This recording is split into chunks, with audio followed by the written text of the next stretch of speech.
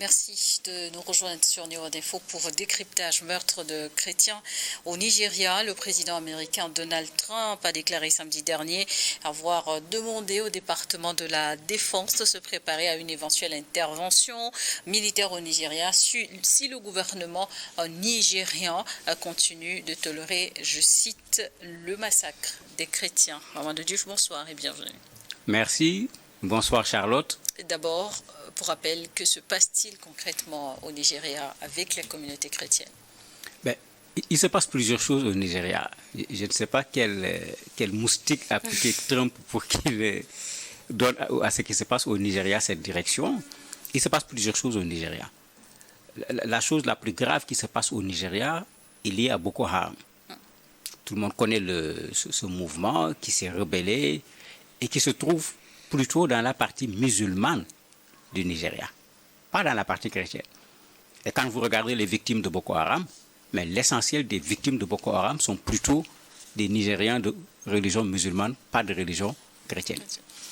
À côté de ça, vous avez des mouvements, je ne sais pas comment il faut les appeler, des groupes armés qui sont dans du grand banditisme, qui kidnappent les gens, qui tuent des gens, qui n'ont rien à voir avec cette question de Boko Haram dont je parle. Vous avez à côté un autre conflit qui est toujours là au Nigeria, qui était là avant Boko Haram, entre les éleveurs et les sédentaires, particulièrement les éleveurs et les cultivateurs. On a vu régulièrement cela. Vous avez également des conflits entre des groupes communautaires au niveau du Nigeria. C'est pourquoi j'ai dit, je ne sais pas quel moustique l'a piqué, ou bien il ne s'est pas suffisamment renseigné. S'il fallait bombarder un pays, parce qu'il y a des populations qui sont en train d'être massacrées, ce que Trump devrait faire, c'est d'aller bombarder Israël pendant qu'on massacrait les Palestiniens. Ou bien s'il veut bombarder, qu'il vienne au Sahel. Il y a des groupes armés terroristes qui sont là, au Mali, au Niger, au Burkina Faso, etc., qui sont en train de déstabiliser des États. S'il a des armes, voilà des destinations pour ces armes.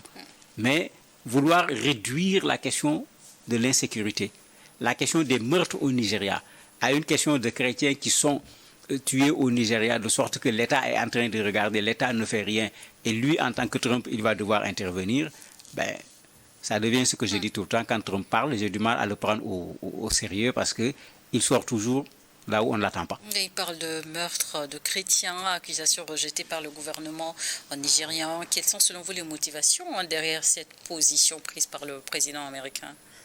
J'avoue que quand j'ai entendu la première fois l'information, c'est la première question que je me suis posée.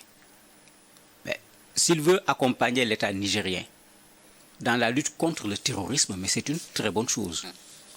Mais s'il intervient, il intervient où? Il intervient contre qui? Mais que Trump sache que, comme le disent les Américains, il n'est pas the king, il n'est pas le roi. Il ne peut pas quitter les États-Unis, venir bombarder le Nigeria comme si le Nigeria était un no man's land. C'est un pays souverain. Et il faut qu'on rappelle Trump à l'ordre, avant qu'il ne déstabilise l'ordre mondial. C'est trop facile parce qu'on a des moyens sur le plan militaire de se lever et dire qu'on va aller bombarder un pays. Mais c'est totalement contraire au droit international, et celui qu'on voit tout le temps en train de dire aux gens de respecter le droit international, c'est lui qui court vers, semble-t-il, un prix Nobel de la paix. Mais il est vrai et il est clair qu'il y a des chrétiens parmi les victimes de Boko Haram. Et peut-on pour autant parler de violences religieuses au Nigeria? On ne peut pas à proprement parler de violence religieuse, parce que s'il fallait parler de violence religieuse, comme j'ai dit, c'est les musulmans qui subissent le plus. Plus de 80% des victimes, ça dépasse largement les 80% même, ce sont les musulmans. En tant qu'individu, vous regardez quand on a kidnappé les filles, il y avait combien de filles qui étaient chrétiennes dedans? Plus de 400. Plus de 400 au total. Regardez les attentats à l'intérieur des mosquées. Il y en a eu combien dans les mosquées, il y en a eu combien dans les églises? Tout cela est à dénoncer. Mais c'est cette façon singulière dont il veut prendre la question, qui pour moi est même dangereuse parce qu'il risque même de créer au Nigeria un autre problème. Et pensez-vous qu'il existe des chiffres ou des rapports ciblés sur le sujet, particulièrement de ces violences religieuses que dénonce Donald Trump?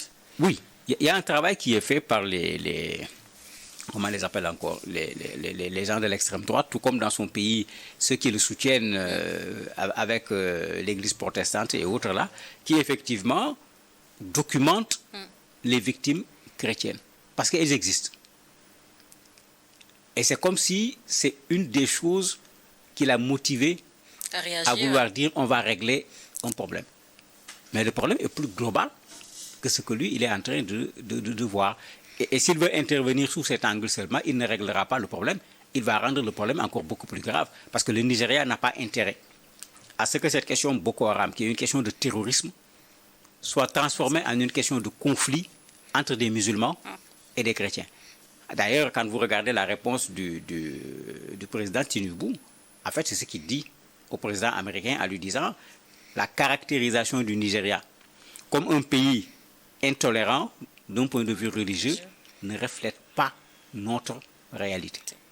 C'est très diplomatique la réponse, mais c'est pour dire que non, cette façon dont tu as fait mettre les musulmans d'un côté, mettre les chrétiens de l'autre, ce n'est pas ça la réalité au niveau du Nigeria. Et pour moi, mais ça c'est extrêmement dangereux même dans le Nigeria actuel. Ce serait même faire l'affaire de Boko Haram que de transformer ce conflit où il y a des terroristes qu'il faut combattre en un conflit entre des musulmans et des chrétiens. Justement, alors que Donald Trump parle de terrorisme et islamisme, on se demande à quel groupe fait-il référence exactement?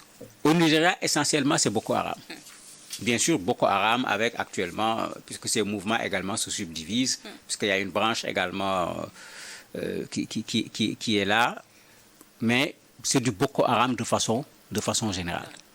Et c'est Boko Haram avec une lutte armée contre le pouvoir du Nigeria, parce qu'on l'oublie, c'est une lutte armée contre le pouvoir du Nigeria, mais une lutte dans laquelle les populations civiles ne sont pas épargnées. Ils font autant des attentats contre l'administration, les militaires, les populations civiles, les kidnappings, etc.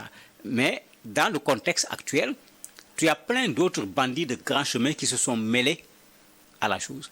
Plusieurs fois, des gens ont été pris. On a pensé que c'est Boko Haram. Ils se sont rendus compte parfois que ce n'est pas Boko Haram qui a pris les otages. Tout le monde sait que c'est devenu un business actuellement au niveau du Nigeria. La dernière fois, l'armée nigérienne était obligée d'intervenir par des bombardements même pour libérer des populations. On s'est rendu compte que ceux qui les avaient kidnappés, ce n'étaient pas les gens de Boko Haram, mais c'est des gens qui étaient là, en train de vivre actuellement des rapts, puisque après le rapt, c'est de l'argent qu'on demande. Il faut carrément payer et payer cher pour pouvoir récupérer son parent, son enfant, etc. Donc, il ne faut pas qu'il vienne dans cet espace très complexe, qu'il fasse de la simplification et que sa simplification crée plus de problèmes que la solution qu'il essaye d'apporter. Et d'un point de vue diplomatique, quelles pourraient être les conséquences de ces déclarations du président américain dans les relations entre Washington et Abuja? Mais les conséquences sont déjà là. Pour le moment, le président du Nigeria a une stature plutôt sage en disant qu'il est disposé à rencontrer le président Trump pour qu'on en parle. Bon, il y a son porte-parole qui le dit, ils peuvent se rencontrer aussi bien au Nigeria qu'aux États-Unis. C'est-à-dire que je suis prêt à ce qu'on en parle, puisque comme je dis, Trump est en train de passer totalement à côté. Bon, quand c'est du Trump, combien de fois il est passé à côté sur des questions qu'il ne maîtrise pas du tout. Mais du côté américain, est-ce que vous voyez en lien avec la politique intérieure des États-Unis? Mais bien sûr, ceux qui le soutiennent les chrétiens. Rappelez-vous, quand il y a des attentats aux États-Unis, quand c'est des musulmans, on passe rapidement. Quand c'est des chrétiens, la façon dont on réagit n'est pas du tout la même. Et ces groupes-là font partie de ces soutiens. Ce n'est pas la première fois d'ailleurs que Trump parle d'affaires de religion sur la scène internationale. Ce n'est pas la première fois qu'il le fait. Maintenant, ce n'est pas le Nigeria seulement. L'Union africaine, les autres pays africains doivent dire non. Sur quelle base Trump se décide de quitter son pays, de venir bombarder? Sur quelle base?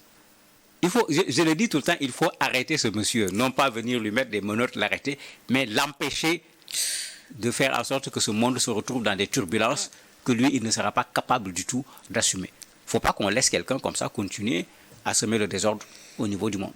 Pour certains observateurs, Donald Trump cherche également peut-être aussi à mobiliser son électorat évangélique. Partagez-vous cette analyse? Non, c'est clair. C'est ce que je disais tout le temps. À l'interne, vous avez ces groupes qui sont là, qui sont très actifs au niveau du Nigeria, puisque c'est un pays anglophone, et qui ont parfois été victimes de ces attentats, qui font leur lobbying également auprès du président Trump, et c'est sa base électorale également. comme on dit, c'est les WASP. C'est des anglo-saxons, mais c'est des protestants en même temps. Mais ceux-là, effectivement, travaillent à ce que le président s'occupe de certaines de ces questions. Mais ce n'est pas de cette façon qu'on peut résoudre ce problème.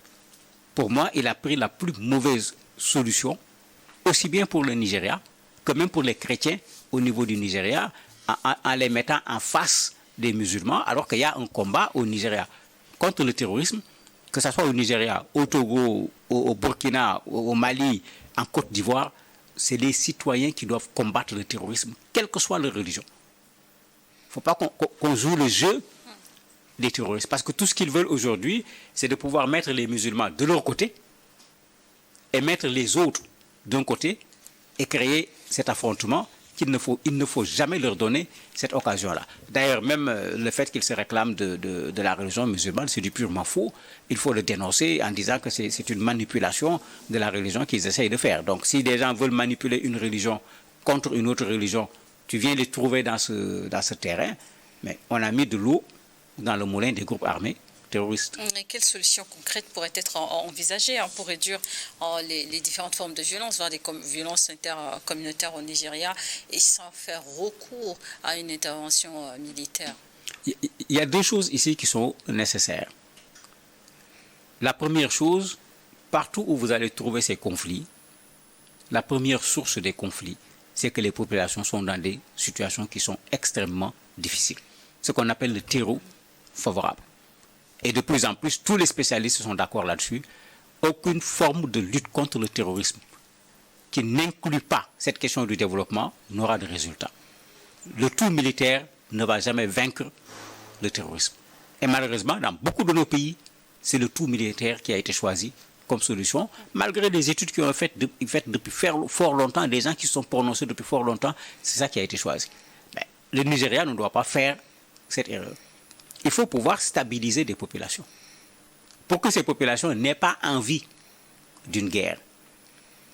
Et pour que ces populations n'aient pas envie d'une guerre, il faut que ces populations puissent vivre avec un minimum de dignité. Je ne parle pas de minimum vital. Un minimum vital, c'est pour les animaux. Pour un individu, il y a un minimum de dignité que la personne doit avoir. Donc, parallèlement à un combat contre les groupes armés terroristes, il y a un combat pour développer ces zones qu'il faut faire. Mais il y a un combat également pour la citoyenneté qu'il faut faire. Parce que parfois, les gens ne semblent pas se sentir concernés. C'est comme si c'est Boko Haram qui se bat contre l'État du Nigeria ou bien contre l'armée du Nigeria. Moi, je ne suis pas concerné. Non, c'est une grosse erreur. C'est toi qui fais cette distinction. Boko Haram ne fait pas cette distinction. Boko Haram frappera n'importe qui, sans tenir compte ni de religion, ni de quoi que ce soit, si Boko Haram y trouve son intérêt. Mais il faut pouvoir impliquer ces populations dans la lutte contre les groupes armés terroristes, en faisant en sorte que ça ne soit pas une affaire de l'armée seulement, une affaire de l'État seulement. Mais il y a tout un travail à faire en ce moment pour le réussir. Le militaire ne suffit pas, mais il faut le militaire. Si les Américains veulent aider le Nigeria sur le plan militaire, mais ils n'ont pas besoin de venir bombarder, ils n'ont qu'à mettre davantage d'armes à leur disposition. L'armée nigérienne a déjà fait un très bon travail, parce qu'aujourd'hui, le Boko Haram qui est là, mais n'a rien à voir avec le Boko Haram qui était là il y a 15 ans. Il a été particulièrement affaibli. Et la question religieuse de plus en plus est invitée s'invite dans les conflits au Sahel. Vous avez donné l'exemple avec le JNIM au Mali précisément, qui commence par imposer le port du voile aux femmes. Comment est-ce que les États devraient mieux réagir face à de telles situations? Ici, les États doivent mieux réagir en communiquant davantage. Parce que ces mouvements sont dangereux. Quand tu vois JNIM, quand tu vois la signification, mais tu as l'impression que c'est des gens qui agissent au nom et pour les musulmans. Parce qu'ils parlent de groupes de soutien à l'islam et aux musulmans. Donc c'est comme s'ils agissent au nom et pour les musulmans. Mais on parlait tout à l'heure du cas du Nigeria. Le Mali est un pays musulman à combien de pourcents? Mais les victimes au Mali, les morts, les populations déplacées, ceux dont on a arraché les troupeaux, l'essentiel de ces gens-là sont des musulmans. Tu dis que tu les soutiens, et voilà ce que tu fais.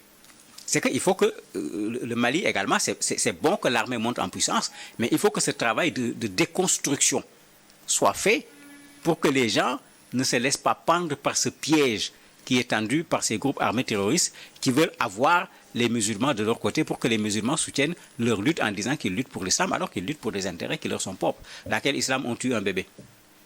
Dans quel islam on fait exploser une mosquée? Tu viens trouver des gens en train de prier. Toi qui dis que tu prônes l'islam, tu tues les gens dans la mosquée en train de prier, sauf si l'islam est un monstre, parce que d'habitude c'est le monstre qui tue ses enfants. Mais si tu défends l'islam, on aurait même pu comprendre qu'ils se mettent à défendre les musulmans contre les chrétiens. Et même cela, l'islam n'a pas enseigné aux musulmans d'aller se mettre contre les chrétiens. L'islam a enseigné aux musulmans de vivre avec les chrétiens. Donc il faut qu'on fasse attention, ça il faut déconstruire ce discours. Un pays comme la Mauritanie l'a particulièrement réussi. Il faut que les gens prennent cet exemple où les leaders religieux sont allés même dans les prisons, trouver ces extrémistes et leur dire, mais puisque vous dites c'est l'islam, ben on s'assoit. L'islam c'est des textes, heureusement. Ce n'est pas dans la tête de quelqu'un, ce n'est pas des idées, il y a des textes. On sort les textes et démontrez-nous que vous avez raison. Si vous avez raison, on vous suit. Mais si on vous démontre le contraire, vous déposez les armes.